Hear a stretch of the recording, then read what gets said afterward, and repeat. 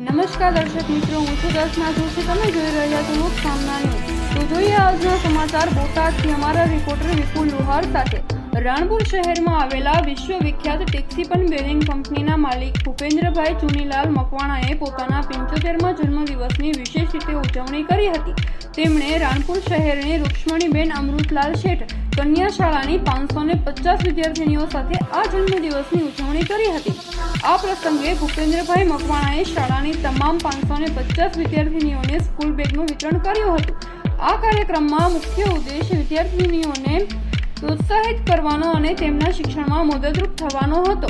આ વિશેષ ઉજવણીમાં ભૂપેન્દ્રભાઈ મકવાણાના પરિવારજનો પણ ઉપસ્થિત રહ્યા હતા, જેમાં માલતીબેન મકવાણા, સ્નેહલબેન વિશાલભાઈ મકવાણા, સપનાબેન દીપેનભાઈ મકવાણા, નેહા દીપનભાઈ મકવાણા, રેયાંશ વિશાલભાઈ મકવાણા, અગસ્ત્ય વિશાલભાઈ મકવાણા, કલ્પનાબેન, ભરતભાઈ ધંધુકિયા અને આશાબેન ધંધુકિયા પણ હાજર રહ્યા હતા. શાળાના આચાર્ય અને શિક્ષક સ્ટાફ દ્વારા ઉદ્યોગપતિ ભૂપેન્દ્રભાઈ મકવાણાનો આભાર વ્યક્ત કરવામાં આવ્યો હતો.